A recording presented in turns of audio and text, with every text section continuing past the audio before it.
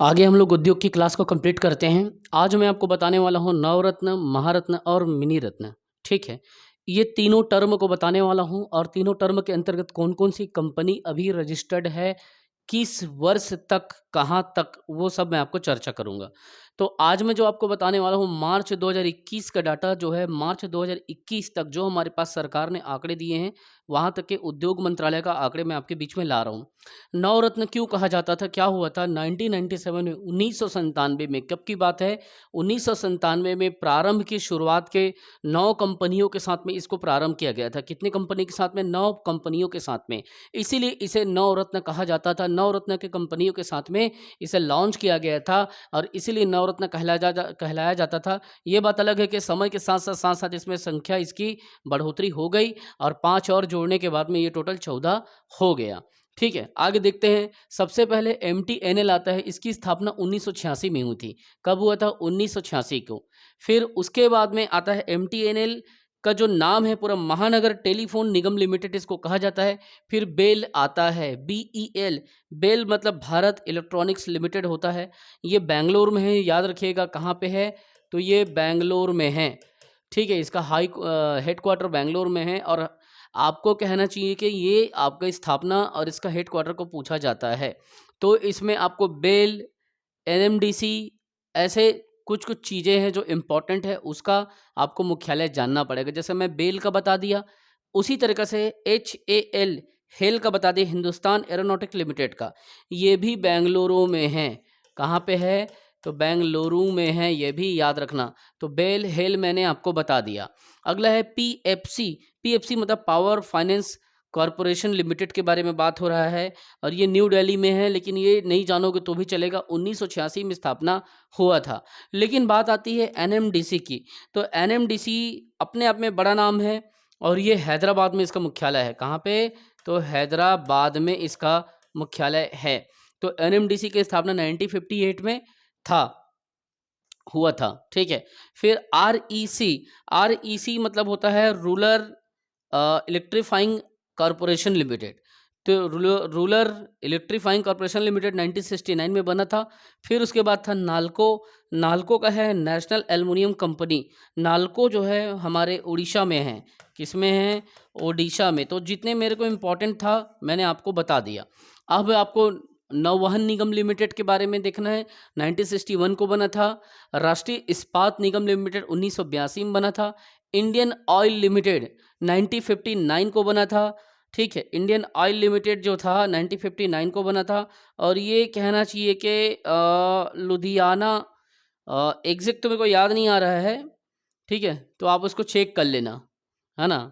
वो कंफ्यूज हो रहा है ना। लुधियाना ऐसा कुछ याद आ रहा है, तो आप उसको चेक कर लेना, इंडियन ऑयल लिमिटेड का।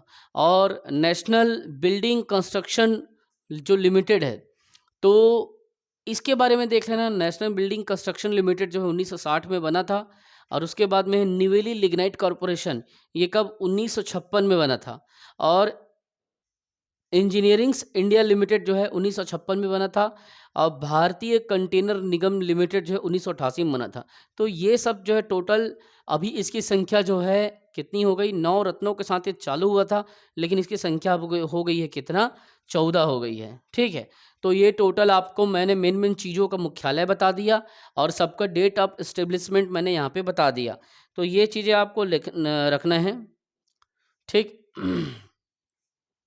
ये डुलियाज़न करके इसका मुख्यालय है, लेकिन एग्जैक्ट आप चेक करेंगे, इंडियन ऑयल लिमिटेड का 1959 में बना था, तो आप उसको चेक करेंगे।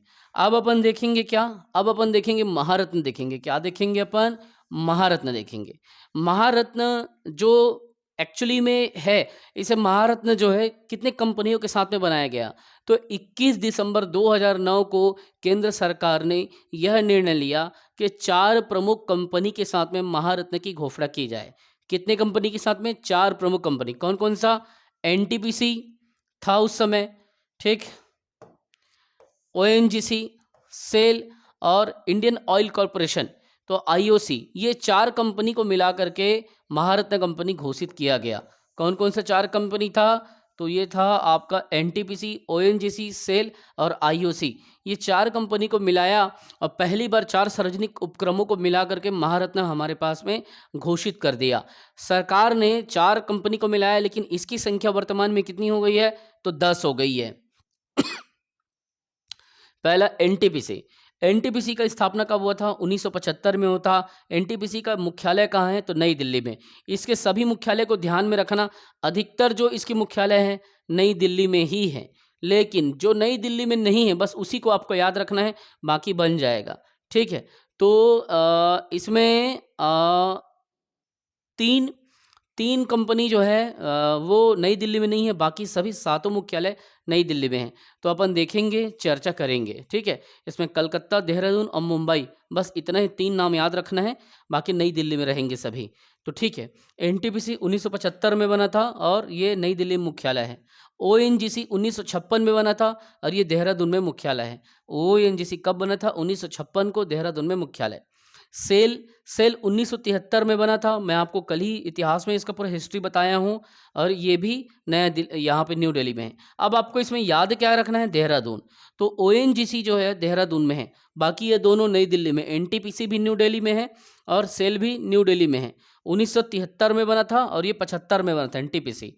ठीक, तो ओएनजीसी कब बना था? 56 में बना था और देहरादून में है। आप ये याद रखो, फिर इसका मुख्यालय आपका बन जाएगा, क्योंकि ये दोनों नई दिल्ली में है। आपको जो चीज़ नई दिल्ली में नहीं है बस वही याद रखना है, बाकी आपसे आराम से बनेगा, क्योंकि इससे क्वेश्चन आता है इसका मुख्यालय कहाँ है।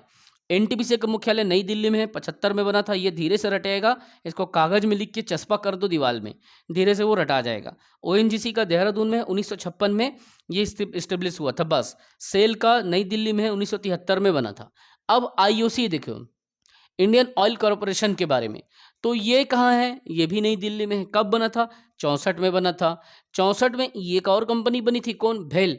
ठीक है, भारत हैवी इलेक्ट्रिक लिमिटेड, ये आपको देखना है इलेक्ट्रिकल लिमिटेड के बारे में, और ये भी नई दिल्ली में है। फिर GAIL, gas authority of India limited, ये कब बना था? 1984 में। ये भी कहाँ है? नई दिल्ली में। देखिए पूरा नई दिल्ली, नई दिल्ली, नई दिल्ली। अब आपको क्या चीज़ याद रखना है? बीपीसीएल। बीपीसीएल 1977 में बना था और ये मुंबई में है। मतलब एक हमने देखा जो नई दिल्ली में नहीं है, देहरादून, किसका? ओएनजीसी का, 1956। दूसरा हमने देखा बीपीसीएल, जो कि 1977 में बना था, मुंबई में है। अब मुंबई में एक चीज़ और है, बीपीसीएल, एचपीसीएल, नाम मिलता जुलता है, सब में पीसीएल पीसीएल लगा हुआ है, तो बीपीसीएल, एचपीसीएल। तो एचपीसीएल भी 1974 में मुंबई में बना था और एचपीसीएल जो है वो हिंदुस्तान पेट्रोलियम कॉर्पोरेशन लिमिटेड इसका फुल फॉर्म है। ठीक है, तो बीपीसीएल, एचपीसीएल, ये 77 में और ये 74 में, मतलब पहले एचपीसीएल बना था फिर बीपीसीएल बना था।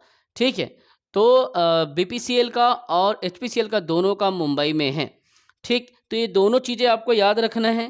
पहले हिंदुस्तान शब्द को याद रखना, फिर उसके बाद भारत को याद रखना। ठीक है, हिंदुस्तान पेट्रोलियम कॉर्पोरेशन लिमिटेड, फिर भारत पेट्रोलियम कॉर्पोरेशन लिमिटेड, ये दोनों चीज़ें आपको दिमाग में रखना है। ये 74 में बना, वो 77 में बना।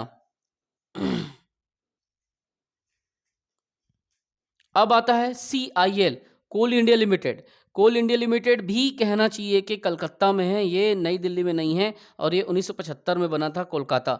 तो आप ये याद रख लेना, मतलब ये दोनों मुंबई याद रखना है। ठीक, बीपीसीएल, एचपीसीएल, CL वाला मैटर, तो ये 74 में बना CL, है ना, HPCL H74 में, और 77 में B बना। ठीक है, तो ये दोनों मुंबई, और उसके बाद में CIL, कोल इंडिया लिमिटेड, बस।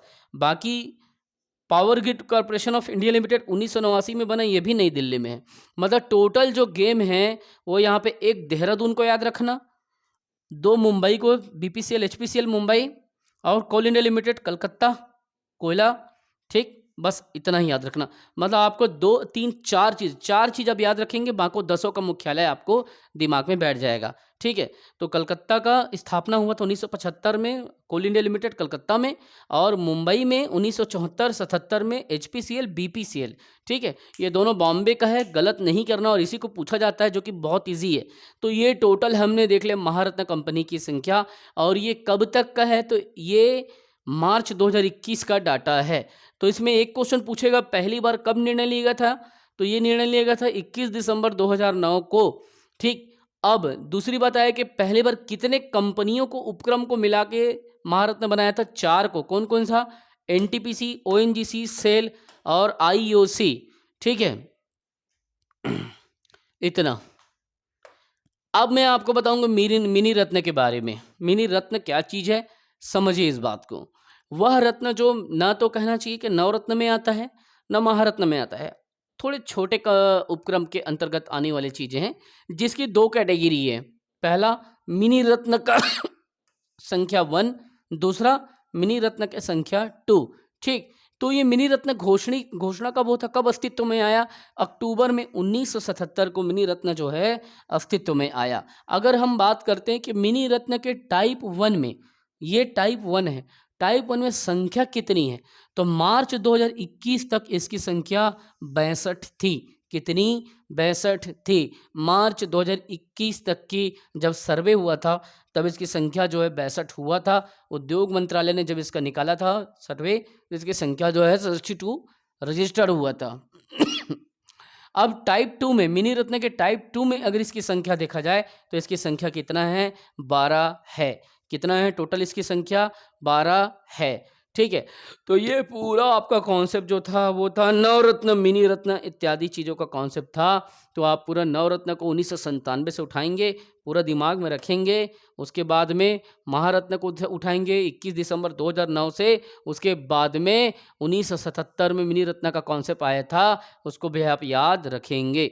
तो आज हमने आपके इंडस्ट्री का जो क्वेश्चन था, इंडस्ट्रीज़ का जो टॉपिक था, उसको हमने क्या किया? फिनिश कर दिया पूरा। ठीक है, यकीन मानिए जितना मैंने उद्योग पढ़ाया उससे बाहर का कुछ भी आपको नहीं आएगा। आप एक्स्ट्रा क्या पढ़ते हैं मैं बिल्कुल उस पर कोई ऑब्जेक्शन नहीं करूँगा, लेकिन जितना मैंने पढ़ाया, जितना मैंने मेहनत किया, उस पर आपका पूरा कमांड होना चाहिए, पूरा आपके दिमाग में बैठा रहना चाहिए। कैसे बैठाओगे, क्या करोगे, किस टेक्निक से पढ़ोगे, कैसे करोगे, दीवार में चिपकाओगे, क्या करोगे, तुम जानो। I want result. मैं इतना मेहनत कर रहा हूँ तो मुझे रिजल्ट चाहिए। और आप टेंशन मत लो, कोर्स कंप्लीट मैं कराऊंगा, टेंशन की कोई ज़रूरत नहीं है। इतना डिटेल पढ़ा रहा हूँ तो ये मत सोचो कि आपका कोर्स छूट जाएगा, कुछ भी नहीं छूटेगा, मुझ पे भरोसा करो। बड़े बड़े कोचिंग वाले में लोग जाके 25,000, 30,000, 40,000 देते हैं फ्री का, और व्यापम का कम्बो कोर्स करते हैं, और उसके बाद में कोर्स ख़त्म नहीं हो तो 3 महीने में पता चल रहा है पूरा निपटा देते हैं। जबकि इतना ब्रॉड सिलेबस 3 महीने में होगा ही नहीं। ठीक है, इतना ब्रॉड सिलेबस है, 3 महीने में, 2 महीने में संभव है। लोग झूठ बोलते हैं या तो आपकी सच्चाई का फ़ायदा उठाते हैं। इसलिए मैं अभी डिटेल में जानबूझ के पढ़ा रहा हूँ ताकि आपको पूरा अवसर मिले सीखने को, जानने को, समझने को, हर क्वेश्चन को डील करने को, सॉल्व करने को। और कोर्स तो आपका पूरा हो जाएगा, टेंशन मत लो। बट मैं जो पढ़ा रहा हूँ ईमानदारी से पढ़िए, रिवीजन करके पढ़िए। यकीन मानिए आपको कोई नहीं रोक सकता, कोई पीछे नहीं कर सकता। बस शिद्दत के साथ कीजिए। जय हिंद।